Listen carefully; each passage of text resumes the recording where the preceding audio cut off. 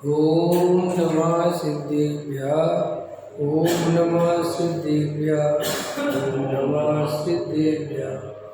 मंगलमय मंगले करन वीतराग में ज्ञान नमो तार जाते भये हरे अंतादिमान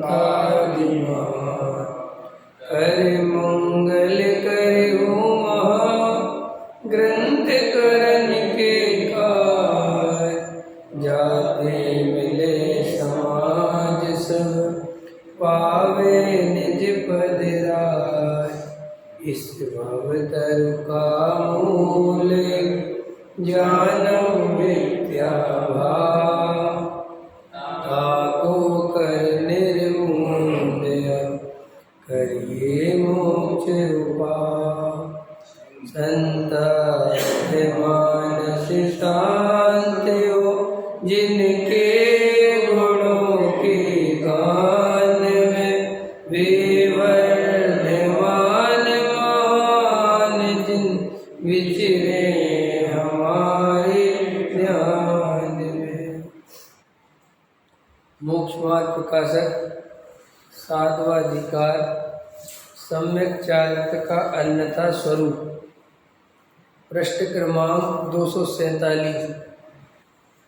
सबसे नीचे का पैराग्राफ है उन घातिया कर्मों का बंध बाह्य प्रवृत्ति के अनुसार नहीं है। ख्याल में है ना, जो बाह्य प्रवृत्ति की बहुत चिंता करते हैं संसार में अज्ञानी जी, वास्तव में उससे तो बंध होता ही नहीं, वो बंध का कारण ही नहीं है। ख्याल में है ना, अंतरंग कसाय शक्ति के अनुसार, माने बंध तो कैसे होता है, अंतरंग में कसाय शक्ति कितनी है। नहीं ख्याल में है ना, मैं बाहर से बहुत वृषशील संयम आदि पालता हूँ, मान के चलो बाह्य प्रवृत्ति मेरी बहुत बढ़िया है, मैं पूजा भी करता हूँ, भक्ति भी करता हूँ, सब करता हूँ, लेकिन अंदर कसाय बहुत है। तो वो प्रवृत्ति तो करता है लेकिन उसे रंच मात्र भी पुण्यबंध नहीं होता, क्योंकि प्रवृत्ति से बंध का कोई संबंध नहीं है। माने ये जो शुभ भाव के भी लोगों को बहुत रहता है, शुभ भाव भी कसाय की मंदता हो तो उसका बंध होता है। अंदर तीव्र कसाय हो और बाहर में भले ही प्रवृत्ति शुद्ध रखता हो तो भी बंधन तो अशुभ का होता है एक। और घातिया कर्मों में तो बंध चलते ही है, वो तो पूरा हो ही रहा है। इसीलिए द्रव्यलिंगी की अपेक्षा असंयत व देश संयत सम्यक दृष्टि के घाती कर्मों का बंध थोड़ा है। द्रव्यलिंगी के तो सर्वघाती कर्मों का बंध बहुत स्थिति अनुभाग सहित होता है, और असंयत व देश संयत सम्यक दृष्टि के मिथ्यात अनंतानुबंधी आदि कर्मों का तो बंध तो है ही नहीं। वहाँ की जो बंध होता है वह अल्प स्थिति अनुभाग सहित होता है, तथा द्रव्यलिंगी के कदापि गुण श्रेणी रचना नहीं होती, सम्यक दृष्टि के कदाचित होती है। ख्याल में है ना। और देश संयत के व सकल संयम होने पर निरंतर होती है, इसी से मोक्ष मार्ग हुआ है। इसलिए द्रव्यलिंगी मुनि को शास्त्र में असंयत व देश संयत सम्यक दृष्टि से हीन कहा है। थोड़ा सिद्धांत की तरफ से टोडामल जी अपना ध्यान दिलाते हैं कि जो सम्यक दृष्टि जीव है तो उसके एक तो अनंतानुबंधी कसाय नहीं है और एक मिथ्यात्व नहीं है। और अनंतानुबंधी और मिथ्यात्व का ही बंध लंबा होता है, माने अधिक संसार का कारण होता है। समझ लो दर्शन वो क्या 70 कोड़ा कोड़ी बंध होता है, वो अनंतानुबंधी के साथ ही होता है। 70 कोड़ा कोड़ी सागर, बाकी के जो कर्म है वे उनका बंधन 20 कोड़ा कोड़ी के अंदर में ही रहते हैं, तो उनका तो कोई विशेष कर्म बंध होता नहीं। और इसके सम्यक दृष्टि के निरंतर सम्यक दर्शन के कारण, सच्चा श्रद्धान होने के कारण निरंतर निर्जरा होती रहती है। माने उसको कर्म तो बनते हैं बहुत कम और निर्जरा होती है ज़्यादा, ठीक है ना। तो स्टॉक का माल भी खत्म हो रहा है और निर्जरा भी होती चली जा रही है, और कर्म बंध हल्का हो रहा है, और जो द्रव्यलिंगी मुनि है उसके निर्जरा होती नहीं, क्योंकि उसको सम्यक दर्शन नहीं है, और उसके अनंतानुबंधी मिथ्यात्व होने के कारण भले ही शुभ प्रकृतियां बनती है लेकिन बनता बहुत बंद है। ख्याल में है ना? तो इसलिए अब जैसे भरत जी को केवल ज्ञान हो गया, तो भाई भरत जी को केवल ज्ञान हो गया अंतर्मुहूर्त में, तो कहते हैं कि छायक सम्यक दृष्टि के निरंतर कर्म का स्टॉक खत्म होता चला जाता है, निरंतर कर्म झड़ते चले, क्योंकि उसको बंद कम होता है और निर्जरा ज्यादा होती है, बंद कम होता है निर्जरा ज्यादा होती है, तो वो सम्यक दृष्टि मोक्ष मार्ग में बिल्कुल निरंतर बढ़ता है, बाहर से भले ही नहीं दिखे, और वो जैसे ही जरा सा पुरुषार्थ करता है और सीधा मोक्ष प्राप्त हो जाता है, क्योंकि वो निर्जरा हो गई ना कर्मों की, अब ज्यादा कुछ है तो है नहीं, पकड़ में है ना। जैसे कोई भी चीज है अब कमजोर होती गई, बाहर से तो दिखती नहीं वो कमजोर, और फिर एकदम गिर जाती है ना, एकदम टूट जाती है, पर के दे रही तो एकदम दिख रहा है, लेकिन वो अंदर ही अंदर कमजोर होती जा रही थी। जैसे वो दीमक होती है, वो बाहर से एकदम सही दिखती है लकड़ी, और वो अंदर खोखली कर देती है। ऐसे सम्यक दृष्टि बाहर से विषय भोगों में प्रवृत्ति करता हुआ दिखाई देता है, घर गृहस्थी में रहता हुआ दिखाई देता है, लेकिन उसका श्रद्धान जो आत्मा के प्रति सच्चा है, जो उसे देव शास्त्र रूपी श्रद्धा सच्ची है, एक द्रव्य दूसरे द्रव्य का कर्ता धरता नहीं है, ये जो उसका निर्णय है, और उसे जो आत्मानुभूति हुई है, जिसके कारण सम्यक दर्शन की प्राप्ति है, उसके कारण उसके कर्म की निर्जरा निरंतर होती रहती है, ठीक है ना, और बाहर से नहीं दिखती। और द्रव्यलिंगी मुनि बाहर से संत साधु बन के रह रहा है, कसाई की मान्यता है, विरसशील संयम आदि का पालन करता है, लेकिन अंदर निर्जरा नहीं होती बिल्कुल भी, निरंतर कर्म बंद होता है। क्यों होता है? क्योंकि उसके अनंतानुबंधी और मिथ्यात्व है।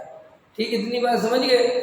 इसलिए सम्यक दृष्टि, तो अब ये लोग सम्यक दृष्टि की बात लगाई, अपन अपने पे भी घटित कर सकते हैं। अपने पे कैसे घटित करें?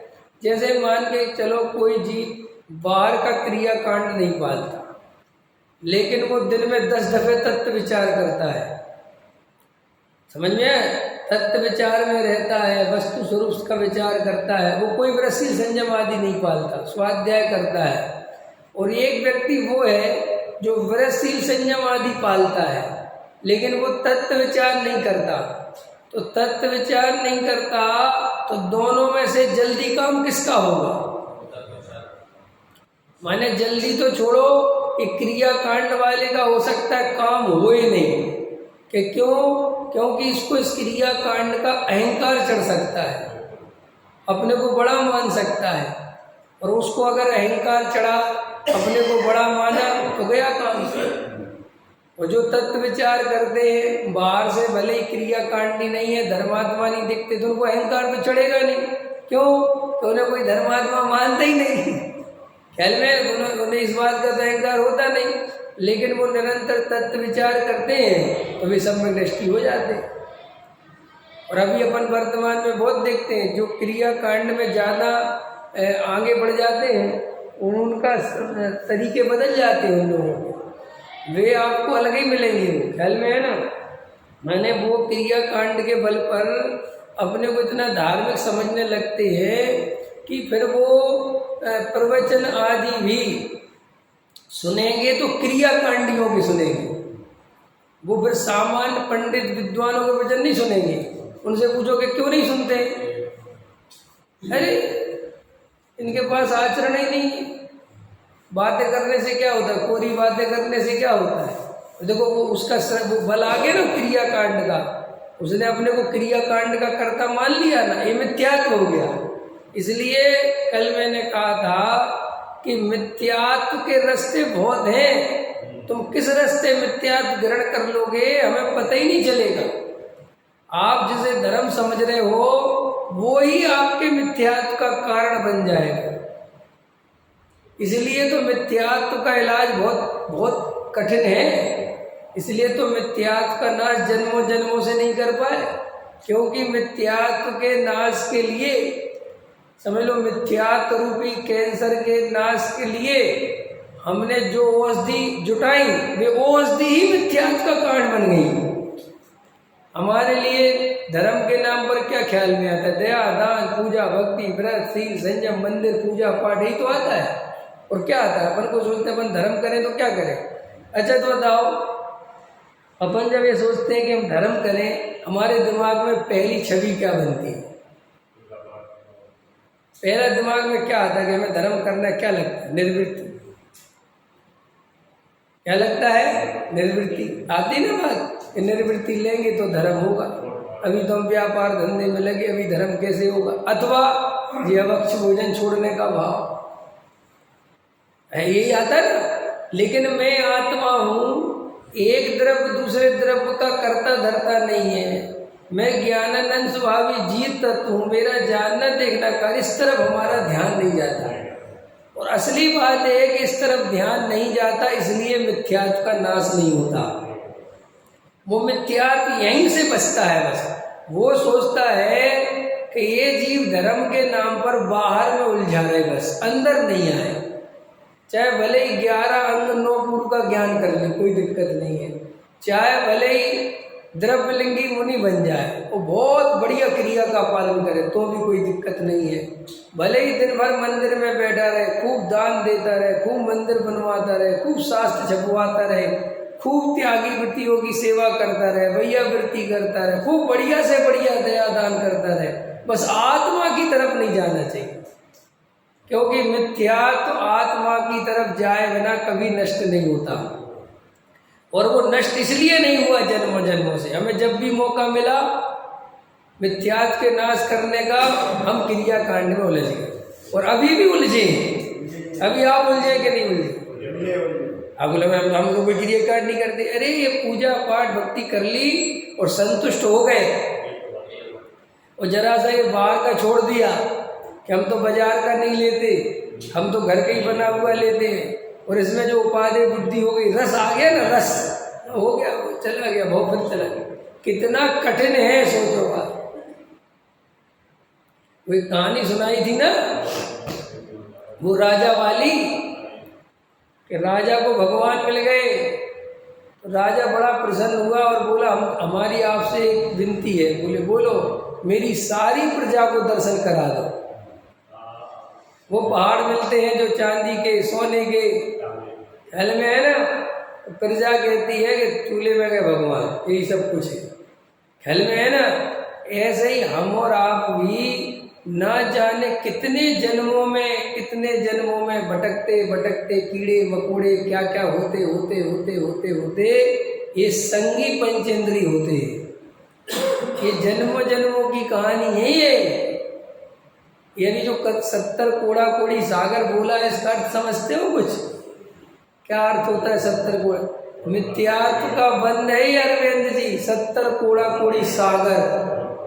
अरे अभी 70 कोड़ा कोड़ी समझो तो पहले क्या होता। एक कोड़ा कोड़ी मतलब होता है करोड़ों में करोड़ों का गुणा करो, जो संख्या आए तब वो एक कोड़ा कोड़ी।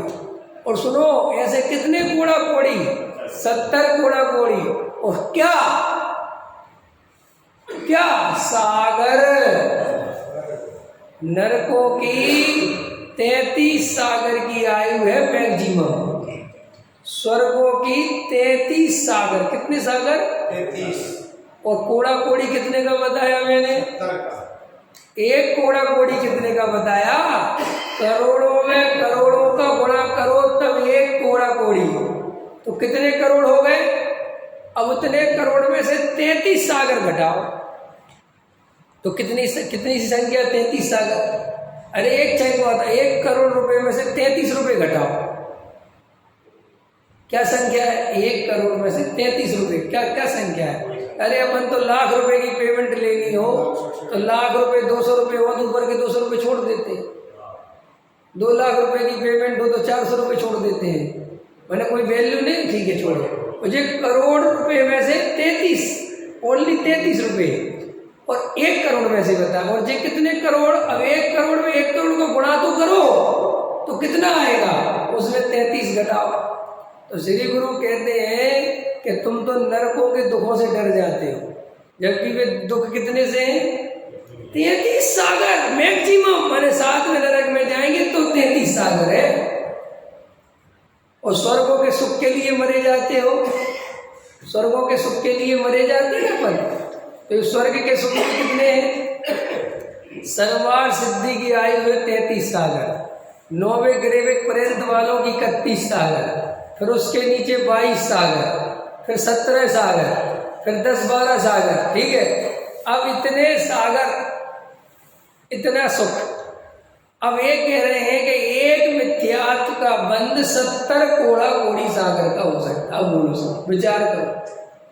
अब अपन थोड़ी सी कहानी को आगे चलेंगे कि हमने ना जाने कितने जन्म धारण करे होंगे, कितने कितने धारण करे होंगे, तब जाके संगी पंचेंद्री मनुष्य होते हैं।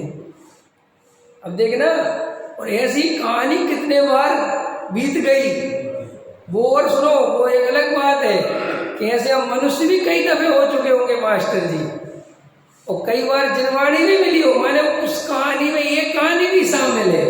नहीं अभी इसका अभी नहीं समझ। देखो करोड़ों, ऐसा अभी थोड़ा अपनी भाषा में समझो, करोड़ों जन्म मरण करे, करोड़ों सागर तक जन्म मरण करते रहे, फिर मनुष्य हुए।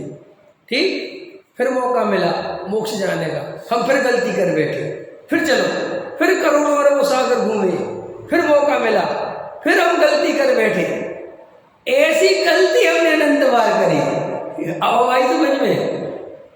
माने कितने दुख कितनी गलती, कितने दुख कितनी गलती, कितने दुख कितनी गलती, उसका भी अंत नहीं है, क्योंकि मैं अनादि अनंत हूं ना, अनादिनाथ अनंतनाथ रहने वाला।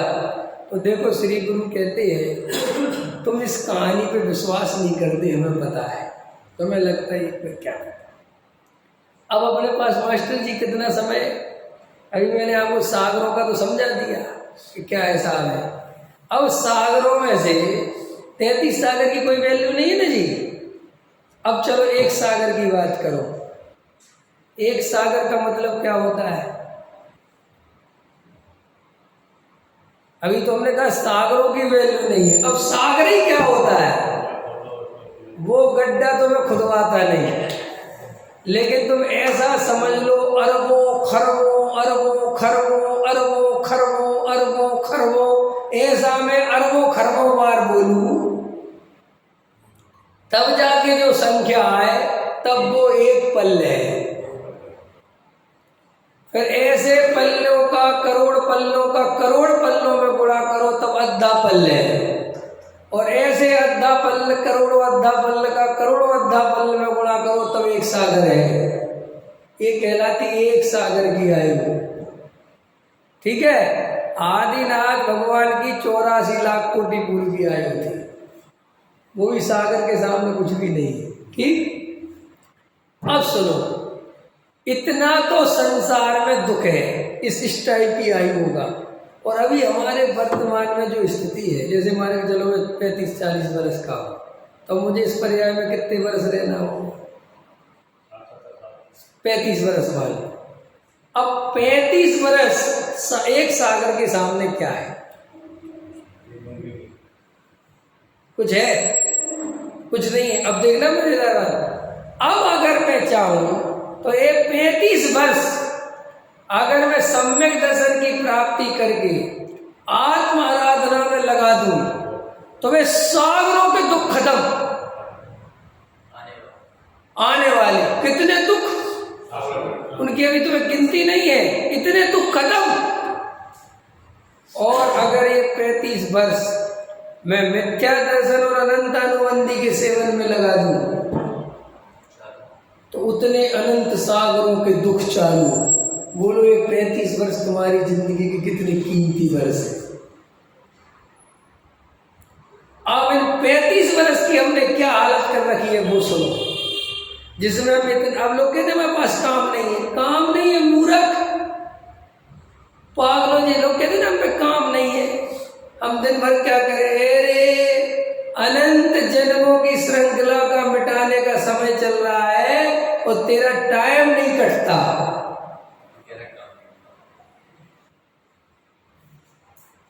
रमेश जी काम नहीं है ना दुकान पे, है काम नहीं है ना, जब आदमी बूढ़ा हो जाए हमको काम नहीं है, दिन भर क्या करे, अरे बूढ़े राम बुढ़े राम, ये जो जिंदगी कट गई मूर्खता की तरह, अब जो बची हुई है अनंत भोग की श्रृंखला खत्म कर सकते हो, और कह रहे कि मेरे पास काम नहीं है मैं दिन भर करूं क्या। अरे आत्मचिंतन करो, वेद विज्ञान करो। कई लोग फ्री हो जाते ना, दुकानदारी छोड़ के फ्री हो गए, तो फ्री हो गए टाइम काटने की सोचते, फिर टाइम काटने के लिए क्या करते हैं, इसकी दुकान पे जाएंगे, इस रिश्तेदार को फोन मिलाएंगे, उस रिश्तेदार को फोन मिलाएंगे, यही करते ना ये बूढ़े आदमी। करते क्या है, ये इतिहास की पुरानी बातों में लगे रहते हैं, हमारे जमाने में ऐसा था, हमारे जमाने में ऐसा था, अरे ध्यान दो गुरुजी, ये तुम्हारे जमाने ममाने में करते करते भाव खत्म हो जाएगा, और उसी जमाने पहुंच जाओगे जिस जमाने से लौट के आए थे। कौन सा जमाना है, काले अनंत निगोत मजार, बीतो एक इंद्रिय तनिदार। ये विश्वास नहीं होता है, विश्वास हो जाए ना जीव को कि निगोत जाना पड़ेगा, अरे आत्मा के बिना चैन नहीं पड़े। जीव को जरा सा विश्वास हो जाता है कि ये दवाई समय पर नहीं खाई तो बीपी बढ़ जाएगा, फिर वो बीपी की दवाई भूलता है, जेब में रखे रहता है। शुद्ध भोजन करने वाला शुद्ध भोजन भूल जाए तो वो शुद्ध भोजन नहीं करता। समझ में आए कि हम शुद्ध भोजन तो करते लेकिन हम नाना भूल गए, ये भैया ऐसे कैसे भूल गए। शुद्ध भोजन वाले के तो दिमाग में भाई शुद्ध खाना है ना, तो उसका दिमाग हिलता नहीं, लेकिन जिनके सिर पर मायाचारी है, दिखावा है, उनके साथ ये सब हो सकता है। ये दवाई खाई ना, दवाई भूले तो साहब काल अनंत निगोद मजार, बीतो एक इंद्री तनधार। 60-35 बरस तो मैंने ज्यादा ले लिए, अभी आगे चलो। ये 35 बरस की भी गारंटी नहीं है कि नहीं है, क्या बताओ, हो सकता है कल ही राम नाम सत्य हो सकता है, और अगर कल हो गया तो मेरे पास कितने घंटे हैं अनंत सागर की श्रृंखला टालने के लिए। अब साल भी नहीं बचे, अब घंटों में गिनती आ गई। और सुनो, वस्तु स्वरूप कितना बढ़िया है कि अगर जीव चाहे तो 1 मिनट के अंदर संवेदन ले ले, है ना। और ये सारी श्रृंखला काहे से कटेगी, संवेदन से। और संवेदन कितने मिनट में हो सकता है, 1 मिनट में। इसका मतलब तुम्हारे पास 1 मिनट तो है ही। अगर 1 मिनट बाद भी हम मर गए तो अभी 1 मिनट तो है ही ना, क्योंकि एकदम से तो नहीं मरता, 2-4 मिनट तो लगते ही है। दर्द होगा, ये होगा, कुछ तो होगा, तभी मरोगे ना। अगर उस समय भी आत्मा में डुबकी लगा दी तो भी अनंत भाव से बच जाओ, लेकिन उस पल का इंतजार करने की अपेक्षा अभी लगा दो ना, क्योंकि उस पल में कोई भरोसा नहीं है। उस पल में क्या रहा, हम कर पाए नहीं कर पाए। शादी विवाह में जब क्या होता है, शादी विवाह होता है ना, तो जो लेने देने का काम करते हैं ना लोग, तो पहले ही कर देते हैं कि रिश्तेदारों को भैया अभी ले लो, कि क्यों बाद में दे देना जब हम जाएंगे, कि भैया बाद में क्या पता क्या रहेगा। लड़की की विदाई हो रही होगी, सब वहाँ लगे होंगे, आपकी ट्रेन का टाइम हो रहा होगा, आप फिर अभी ले लो। ऐसा करते ना लोग में। ऐसे श्री गुरु कहते हैं कि भाई ये सम्यक दर्शन अभी ले लो, बाद का कुछ नहीं पता। और अपन इतनी दुर्लभ पर्याय, इतना दुर्लभ समय गप्पे मार मार के निकाल रहे हैं। मोबाइल में चला चला के समझ गए, माने तो काम के लिए मोबाइल चलाना, एक व्यर्थ टाइम काटने के लिए मोबाइल चलाना। नहीं समझ में आया। अब बैठे पूछ रहे हैं और तुम्हारे क्या हाल चाल है, और तुम्हारे क्या हाल चाल है, वे कह रहे तुम्हारे क्या हाल चाल है, वे कह रहे तुम्हारे क्या हाल चाल है। आधा घंटा कट गया। फिर दूसरा आदमी पकड़ा, आधा घंटा उसके साथ काटा, फिर तीसरा आदमी पकड़ा। दुकान में बैठ जाते ना रमेश जी, अब दुकानदारी तो है नहीं, अरे आओ आओ, कहाँ जा रहे, आओ चाय पिलाए, आओ बैठो और सुनाओ। अब ये पक्की बात बता रहा हूँ, ये समय काट रहा है क्या, और क्या चल रहा है तुम्हारा, बढ़िया बढ़िया। अब देखो श्री गुरु कह रहे कितना दुर्लभ काम करने को पड़ा हुआ है, जो अनंत जन्मों से नहीं किया उसे कैसे बर्बाद कर रहे हैं। ये हंसने की बात नहीं है, ये जीवन जब जाएगा, जब मरोगे पता चलेगा कि हमने क्या खो दिया, अभी कुछ नहीं पता चलता। कल एक बूढ़ी अम्मा मर रही थी, मैंने देखा उसका लड़का वो कैब में डली, वो क्या होता है वो मास्टर जी, एम्बुलेंस में डली, उसका लड़का वो हाथ पकड़ के उठा लगा कागजों में, सच में। और 3 लड़के, तो 2 पीछे से कह रहे फटाफट लगवा लो, मरने की हो रही है। तो जा रही हूँ हॉस्पिटल, उन्होंने अपने अंगूठे लगवाए और छोड़ दिया, ले जाओ। क्या है जगत का स्वरूप। तुझे संपत्ति के लिए अनंत काल की विपत्ति मोल ले रहे। अरे एक समय तक खाने पीने की, भोगने की चेष्टा होनी चाहिए। एक उम्र के बाद खाने पीने का ही राग निकल जाना चाहिए कि भाई आप सब देख लिया, अब कब करेंगे अपना काम। नहीं समझ में कि बुढ़ापे में ही मरे जा रहे हो, मरे जा रहे हो, क्या मरे जा रहे हैं, क्या रखा संसार में। अरे अनंत बार अनंत। देखो कोई आदमी 60 साल का हो गया, 65 साल का, कितनी शादियां देख ली होगी। अब रात को 12 बजे भगते फिर रहे शादी में, नहीं समझ में आया। ये 60-65 साल की उम्र जिनकी हो जाए, नियम लेना चाहिए। अब रात में कहीं नहीं आएंगे शादी, चूल्हे में की रिश्तेदारी, चाहे किसी की हो, सगे भाई की हो, बोल हम नहीं आएंगे कि क्यों नहीं आए, हमारा काम क्या है, वहां क्या करना है। और आजकल तो शादियां होती हैं, तो क्या काम क्या है, बैठे रहो बस। और शादी कहाँ करेंगे, 100 किलोमीटर, 50 किलोमीटर, 30 किलोमीटर चाहे। और अब आजकल तो और खतरनाक हो गए, कौन सी डेस्टिनेशन, सीधे चलो 500 किलोमीटर।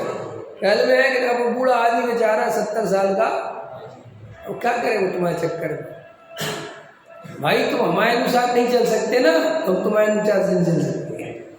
सीधे नियम बनाओ, क्या तुम अगर हमारे अनुसार नहीं चल सकते, तुम तुम्हारे अनुसार नहीं चल सकते, भाई शादी कर लो। कह देना कि बाबा नहीं आए क्या कर सकते, नहीं आए। भाई धार्मिक आदमी वो इतना समय बर्बाद नहीं कर सकते। समय कितना दुर्लभ है, मैं इसकी कीमत समझा रहा हूँ। ये जो मेरे पास तो 35 में कह रहा हूँ, आप में से तो शायद 35 वाला एक ही 2 होंगे, बाकी के पास तो 20, 10, 15, 10, 20, 15, 10, 20, 15। तो हमें ये मत सोचो कि हम क्या करें, अरे ये सोचो कि कितने जल्दी कर लें, क्योंकि समय बहुत कम है और काम कितना है। 100 मैंने अभी हिसाब बता दिया ना, करोड़ों वर्षों का। एक सम्यक दर्शन लेते ही अनंत सागरों का दुख मिटता है, और सम्यक दर्शन के बिना अनंत दुख, अनंत संसार की श्रृंखला चालू होती है। फिर ये अवसर बार बार नहीं मिलेगा। बिल्कुल भ्रम नहीं पालना कि हमारे अगले जन्म में कहीं कुछ अवसर मिलेगा। अरे जब इस जन्म में मिला हुआ अवसर को उपयोग नहीं कर रहे, तो अगले जन्म की क्या बात करना। हमारे पास सामग्री पड़ी हुई है और भूख है, और हम अभी भोजन नहीं करें और कल के लिए रखें, तो मुंह रखेंगे नहीं। अरे ये दुर्लभ पर्याय, इतना दुर्लभ तत्व ज्ञान, ये बात कहाँ सुनने मिलेगी।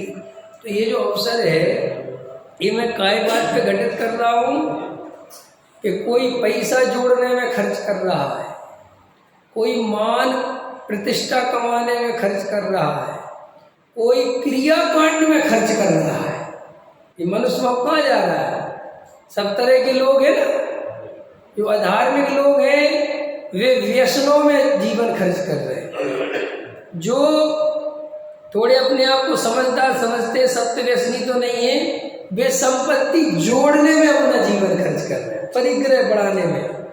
और जो थोड़े और धार्मिक लोग हैं, वे पूजा पाठ, बड़े बड़े विधान, बड़ी बड़ी भक्तियां, इनमें अपना समय कर रहे हैं। जो थोड़े और शुद्ध भोजन इत्यादि इत्यादि क्रियाकांड कर करके अपना जीवन निकाल रहे हैं। और जो थोड़े और आगे बढ़ गए, अज्ञानी की चर्चा चल रही, उनमें से कोई ब्रह्मचारी बन गया, कोई मुनि बन गया, लेकिन आत्मा की दृष्टि किसी की भी नहीं है। और ये सम्यक दर्शन आत्मा की दृष्टि पर ही निर्भर करता है और बाहर किसी चीज पर निर्भर नहीं करता। अगर हमारी आत्मा की दृष्टि होगी तो सम्यक दर्शन होगा, और अगर आत्मा की दृष्टि नहीं होगी तो ये सम्यक दर्शन नहीं होगा। क्लियर हो गई इतनी बात? अब देखो, ये भूलना मत, अभी जो मैंने बताया ये 35 वर्ष का हिसाब करा।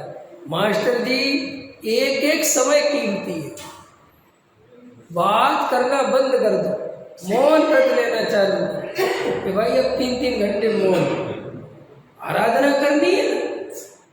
कायदे से तो अपन को मुनि बनना था। ये मनुष्य को काय के लिए मिलता है? संयम धारण करने के लिए मिलता है, और अपन संयम धारण नहीं कर पाए, मोह के वशीभूत होकर नहीं कर पाए, तो श्री गुरु कहते अब तो विषय भोग भोग लिए ना, अब तो अपने मन की कर ली ना, अब तो 60 वर्ष के हो गए, कहाँ कर ली। तो अब शांति से एकांत में मौन धारण करो, आत्म आराधना करो, बाहर से मुनि नहीं तो अंदर से मुनि बनो। जरूरी नहीं है कि हम कपड़े उतारेंगे तभी मौन व्रत ले सकते, नहीं अभी ले लो। जरूरी नहीं है हम कपड़े उतारेंगे तभी संयम से भोजन करेंगे, अभी करना चालू कर दो। क्यों? कि अब मुझे ज्यादा बाहर का जीवन परेशान करने वाला नहीं जीना है, अब भोजन भी बहुत कम करना है, अब ऐसा हल्का करना है शरीर को कि मेरा भेद ज्ञान में, तत्व ज्ञान में, आत्म आराधना में मन लगना चाहिए। ये सब आराधना करने के बाहर के भी कोई साधन जो बताए हैं उनकी भी उपयोगिता है, अगर वे सम्यक ज्ञान पूर्वक किए जाए तो। और अगर सम्यक ज्ञान नहीं है, उन साधनों को ही धर्म समझता है, भाई ये मिथ्या है और कोई बात, वे साधन बुरे हैं ऐसा नहीं, कोई मौन व्रत बुरा नहीं है, लेकिन मौन को धर्म समझ ले भाई बुरा है। मौन लेना बहुत अच्छी बात, लिया करो 2-2, 3-3 घंटे का मौन। हाँ हाँ, वो साधन को गले लगा लिया, उस साधन को सब कुछ मान लिया और साधन को बिसरा दिया। देखो जैन धर्म में कोई भी क्रिया व्यर्थ नहीं है बाहर की, बस वो सम्यक ज्ञान पूर्वक होनी चाहिए। वो सम्यक ज्ञान पूर्वक नहीं होने के कारण उसे व्यर्थ कहना पड़ता है। भाई इतनी सी बात है। अपन कोई क्रिया कांड के विरोधी नहीं है, लेकिन क्रिया कांड को धर्म समझ लिया लोगों ने, इसीलिए क्रिया कांड का विरोध करना पड़ता है कि ये धर्म नहीं है। भाई इतनी सी, वो क्या मतलब है? में निर्वृत्ति लेना बुरी बात नहीं है, लेकिन निर्वृत्ति को धर्म समझना बहुत बुरी बात है, मिथ्यात्व है। तो इतनी बात समझ गए तो अब अपन सब संयम की ओर बढ़े, सम्यक दर्शन की प्राप्ति की ओर बढ़े, ये पुरुषार्थ करना चाहिए।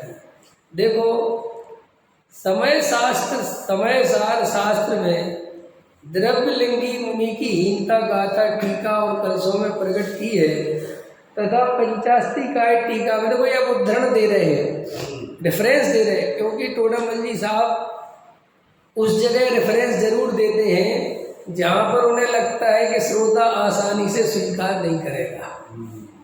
ख्याल में है ना? क्योंकि टोडामल जी साहब भले कितने बड़े विद्वान हो, लेकिन थे तो पंडित ही, और पंडितों की आम जनता आसानी से मानती नहीं है। ख्याल में है ना? और देखो डॉक्टर साहब समझाते हैं टोडामल जी साहब के बारे में कि टोडामल जी महापंडित क्यों थे।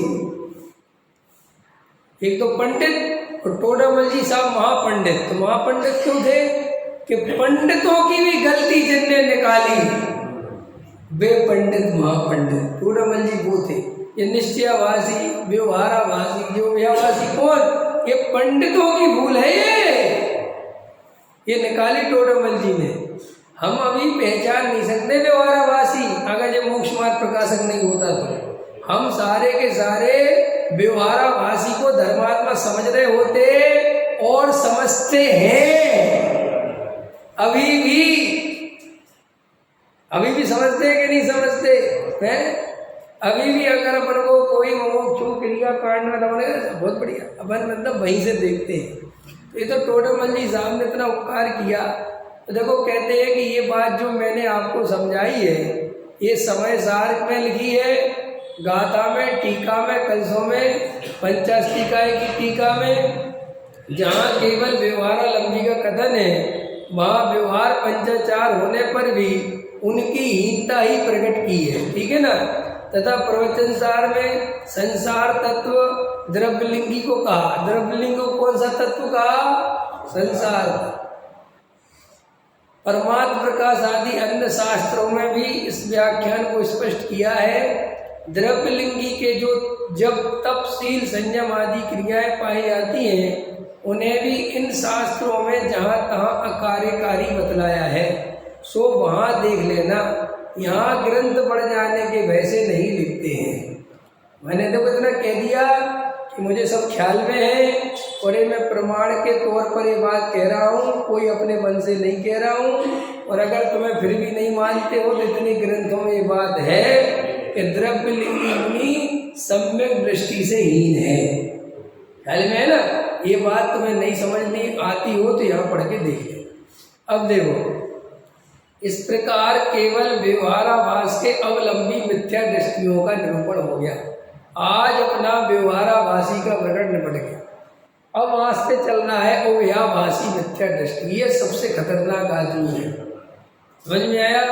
क्योंकि अव्यवहाराभासी का अर्थ ये है कि ना वो निश्चय की अधिकता होती है, ना व्यवहार की, ना कुछ समझ में आता है, बिल्कुल बैलेंस में दिखता है। और अव्यवहाराभासी मुमुक्षुओं में ज़्यादा पाए जाते हैं। डॉक्टर साहब एक सभा में प्रवचन कर रहे थे तो बोले, साहब आप लोग ये जो निश्चयाभासी, जो व्यवहाराभासी, जो अव्यवहाराभासी पढ़ाते हो, ये बताओ ये होते कहाँ हैं? इनके मोहल्ले कहाँ बसे हुए हैं? कि भाई ये निश्चयाभासियों का मोहल्ला, ये व्यवहाराभासियों का मोहल्ला, जो अव्यवहाराभासी, कहीं तो होने चाहिए ना। तो डॉक्टर साहब ने कहा यहीं इसी सभा में बैठे हैं। 3-4 दिन पहले की प्रवचन सुना था ना है, और बोले सुनो 99.99 व्यवहाराभासी बैठे हैं और आप सब, और उन्होंने सिद्ध किया था कि व्यवहाराभासी कैसे हो। अब वो सिद्ध करने में 1% भी इधर के उधर नहीं हो सकते। बिल्कुल सत्य था कि भाई तुम्हारे जीवन में जरा से वृत्ति संयम आते हैं, जरा सा स्वाध्याय आता है, जरा सा पूजा पाठ आता है, तो तुम अपने को सुधरा हुआ मानते हो कि नहीं? और ये मानते हो कि धर्मात्मा हो गया, वो के लिए तो व्यवहाराभासी। अब अपन देख लो, हम पहले की अपेक्षा बहुत बढ़िया हो गए। पहले तो बाजार का खा लेते थे, अब तो हम बाजार का पानी भी नहीं पीते। ख्याल में क्या? ये ऐसी श्रद्धा है कि मैं खा लेता था और मैंने अब छोड़ दिया, इसी का नाम तो व्यवहाराभासी माने जो उन क्रियाओं में एकत्व करता है, उनका कर्ता धर्ता बनता है, उन क्रियाओं से अपने को छोटा बड़ा मानता है, व्यवहाराभासी तो है ही। और अपन करते हैं कि नहीं करते? बोलो, 24 घंटे जरा सा नियम लेंगे और बस, जरा सा नियम लेंगे और बस दूसरों को दिखाने में लग जाएंगे, अथवा किसी को नहीं भी दिखाएंगे तो हम पहले से सुधर गए, हम पहले से तो बढ़िया हो गए, ये मान्यता तो बिल्कुल डेवलप हो जाती है। अब वो अव्यवहाराभासी को पढ़ते हैं। अब जो निश्चय व्यवहार दोनों नयों के आभास का अवलंबन लेते हैं, ऐसे मिथ्या दृष्टियों का निरूपण करते हैं। जो जीव ऐसा मानते हैं कि जिन मत में निश्चय व्यवहार दोनों नए कहे हैं, इसलिए हमें उन दोनों का अंगीकार करना चाहिए, ऐसा विचार कर जैसा केवल निश्चयाभास के अवलंबियों का कथन किया था वैसे तो निश्चय अंगीकार करते हैं, और जैसे केवल व्यवहाराभास के अवलंबियों का कथन किया था वैसे व्यवहार अंगीकार करते हैं। यद्यपि इस प्रकार अंगीकार करने में दोनों नयों के परस्पर विरोध है, तथापि करें क्या। सच्चा तो दोनों नयों का स्वरूप भाषित हुआ नहीं, और जिन मत में दो नए कहे हैं उनमें से किसी को छोड़ा नहीं जाता, इसीलिए भ्रम सहित दोनों का साधन साधते हैं। बेजी मिथ्या दृष्टि जानना। ख्याल में है ना। माने निश्चय का मतलब और स्थूल चलेंगे अभी तो, ये तो थोड़ा टोटमली साहब वर्णन किया ना, मैं थोड़े से स्थूल करता हूँ कि हम लोगों ने तो निश्चय और व्यवहार में निश्चय गायब ही कर दिया। हमने तो व्यवहार में ही तो भेद डाल दिए, निश्चय और व्यवहार। कैसे? मंदिर में पूजा पाठ करी, उसको मानते हैं व्यवहार, और समय सार का प्रवचन सुना, इसको मानते हैं निश्चय। हम तो और खतरनाक है, जबकि इसमें तो भी निश्चय है ही नहीं, ये तो दोनों ही व्यवहार है। लेकिन लोगों ने ये समय सार सुनने को निश्चय और दया दान पूजा भक्ति को व्यवहार के खाते में डाल दिया, और जो असली निश्चय है उसका तो खबर ही नहीं है। जो ये टोटमजी साहब लिख रहे हैं ना, हमने जैसे निश्चय का कथन किया था, वो निश्चय तो है ही नहीं, इसलिए केवल व्यवहाराभास। क्योंकि हमने तो समझ गए ना, गहरी बात समझाई कि जी हमने समय सार सुनने को, साहब हम तो शुद्धात्मा की बात सुनते हैं साहब, अरे साहब वस्तु स्वरूप तो यार ऐसा ये कर लिया, और उधर वो पूजा पाठ कराया, तो वो अब हमारे जैसे बुंदेलखंड तरफ जाओ, हालांकि दिल्ली में भी बुंदेलखंडी आ गए, तो सब जगह पहुंच ही जाते। बुंदेलखंडी माने उस मान्यता के लोग। अभी सागर में जैसे ये सागर मतलब हमारे बुंदेलखंड तरफ जाओ तो जितने मोक्षु मिलेंगे तुम्हें, वो गुरुदेव को मानते होंगे, स्वामी जी को मानते होंगे, ख्याल में आए कि नहीं आए, लेकिन उनका निश्चय व्यवहार बिल्कुल निरंतर ही है। दया दान पूजा भक्ति, मंदिर में पूजा पाठ प्रक्षाल, ये व्यवहार, और समय सार सुनना वही निश्चय, और वे उसके पूरे पक्ष में रहते हैं। और जरा सा कोई मंदिर पूजा पाठ प्रक्षाल में नहीं आया तो तुरंत उसे निश्चयभासी घोषित कर देते हैं। भैया हमारे तरफ तो बहुत चलता है, अरे स्वाध्याय अकेले से कुछ नहीं होगा, पूजा पाठ प्रक्षाल में नहीं आते, सब छल ग्रहण कर लिया है, सब निश्चयभासी हो गए हो, तो तुरंत वो निश्चयभासी बन जाता है। ख्याल में। इसलिए देखो वर्तमान में बहुत सारे मुमुक्षु समाज व्यवहाराभासियों से आकर्षित होती है,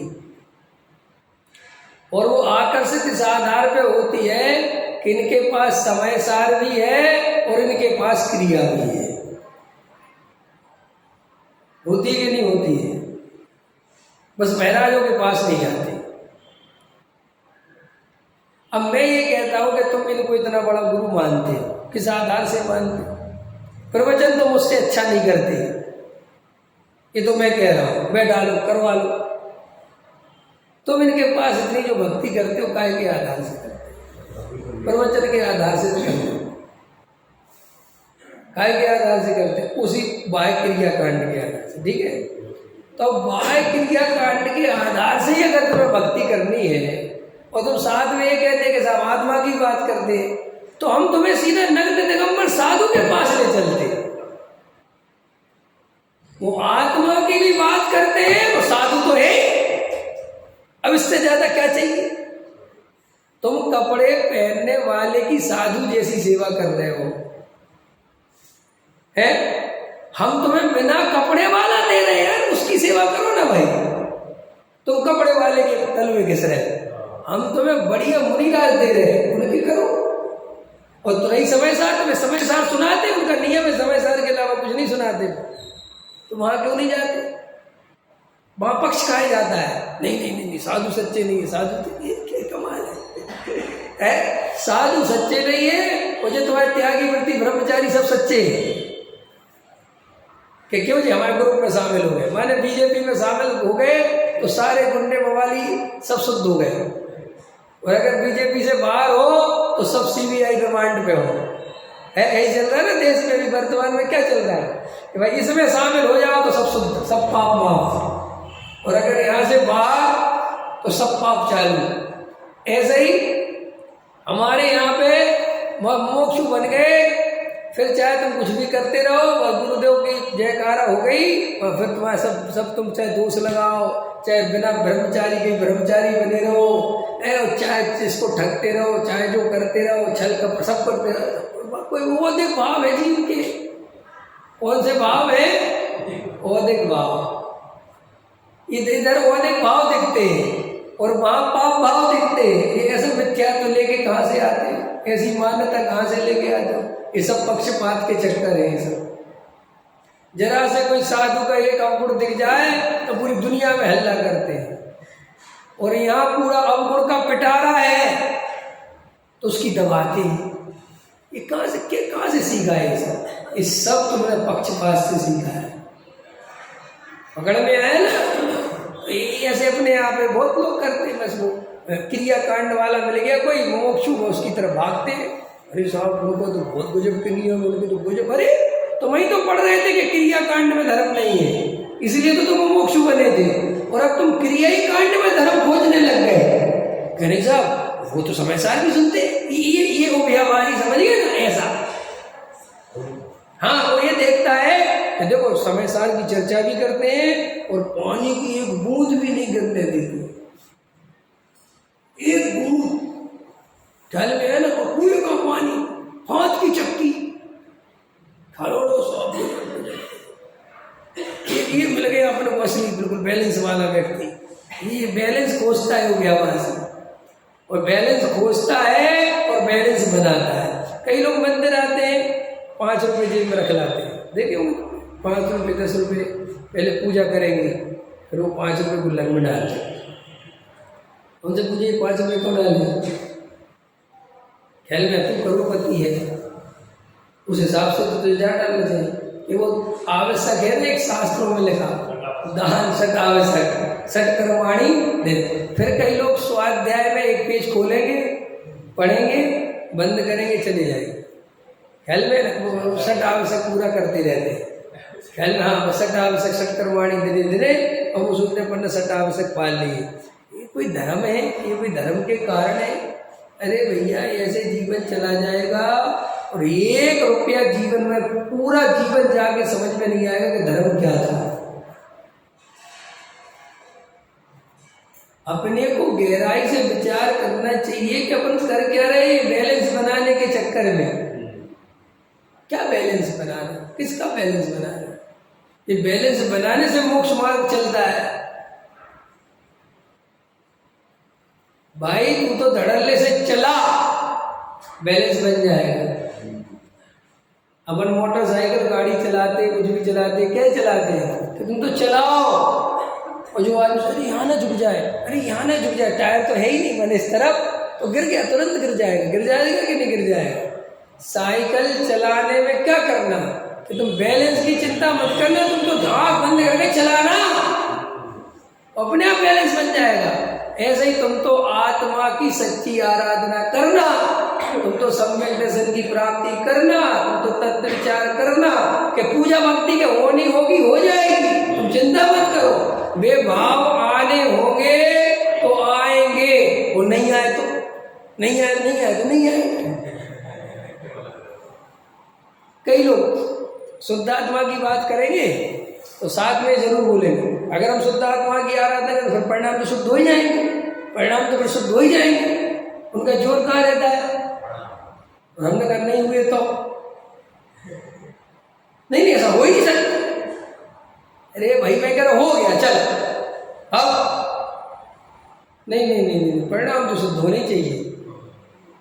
कुल मिला के वो परिणाम ही में बुद्धि रखी हुई है। कई लोग कहते हैं अगर हमने ऐसे आत्म आराधना करी तो हमारे परिणाम तो शुद्ध हो ही जाएंगे। यहाँ हो जाएंगे तो हो जाएंगे, उसकी क्या सोचना। नहीं फिर भी हो तो जाएंगे ना। कई लोग ऐसे कहते हमारा पूजा में वैसा मन पहले जितना मन लगता था अब नहीं लगता। हाँ तो ठीक है, कर तो ली 20 साल, अब कैसे लगेगा? कई लोग कहते सर हमारी पहले जब शुरुआत में लगे थे ना, पहले जो हमें उत्साह था, जो परिणति थी, अब नहीं। हाँ नहीं होगा। हम क्या, नया नया मुर्गा ज्यादा मांग देता है। नहीं समझ में आया? नई नई कोई कंपनी ज्वाइन करो तो एकदम उत्साह रहता है, टाई वाई लगा के जाते लोग नई नई कंपनी में। फिर क्या होता है, देखे होंगे तुमने ऑफिसर वगैरह जब नए नए होते ना एकदम फिटफाट हो जाए, तो जो पुराने ऑफिसर होते हैं वो कहते अच्छा नई ज्वाइनिंग है, कहाँ से आए, एकदम एकदम सीधा चौड़ा करके सलाम ठोकता है। हाँ ठीक है ठीक है ठीक है, कहाँ से आए? अभी सब भरते सर मैं देश के लिए मरना चाहता हूँ। कोई बात नहीं, जल्दी जल्दी मौका देंगे मरने का। करते ना करते, और फिर वो सब समझते हैं वो कि वो कहते वहाँ से रिश्वत आ रही है, सर ये तो कानून के खिलाफ है, ये तो देश के खिलाफ है, ये तो सब अपन ठीक नहीं करे। कोई बात नहीं, शांति रहे, हम भी तुम्हारे जैसे थे। फिर वो 2-3 साल बाद वो कहते लाओ तुम्हें क्या हो गया, क्या सब समझ गए हैं। ऐसे ही संसार में जो नया नया पूजा पाठ, नई नई भक्ति, नए नए क्रिया कांड का जैसे रस चढ़ता है ना, बड़ा उत्साह मारता है। पानी देख देख के पिएगा। पानी दूर से 10 बार देखेगा, कितने छन्ने से छाना, फलाना ढिकाना। ये नौटंकी ज्यादा दिन नहीं चलनी है, ये भी नया नया रस चढ़ा हुआ है। और फिर धीरे धीरे वे क्रिया कांड बोझ लगने लगते हैं। फिर अकेले में कुछ करता है और 4 लोगों के सामने कुछ और करता है, और अंदर निकुंठता रहता है, कहता किसी से नहीं है, चलता रहता है, मैंने तो व्यर्थ में ही ले लिए, क्या पता कुछ होगा कि नहीं।